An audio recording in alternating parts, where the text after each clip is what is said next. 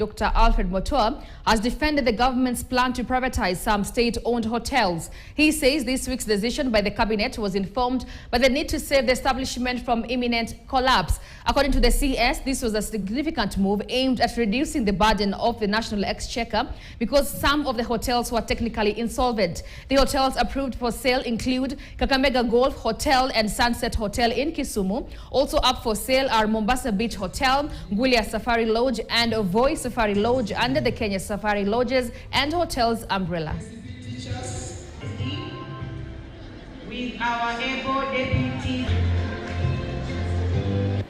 County ya Mombasa, mkihitaji Mombasa Beach, basi mtainunua, sisi hatuna shida. We'll sell it to you. But you run it at 5-star level. We don't have a problem with it. Kule Kakamega pia kuna hoteli moja, kule golf club ya Kakamega wako na 20%. 20% ya Kakamega iko sawa, tuiguzi sisi, ile 80% yetu ndio tunauza. Kwa hivyo Kakamega wanapaswa kuwa wakipaka wakicheza dance ya sukuti sasa hivi wakifurahi. Sababu wanajua mwekezaji atakuja ambaye ataitengeneza, watengeneze pesa zaidi kwa hiyo 20% kuliko ile wanayo wakati huu. Kwa hivyo tunafanya hivi ndio tuweze kuinua uchumi wetu. Ni kwa nini tunafanya hivi?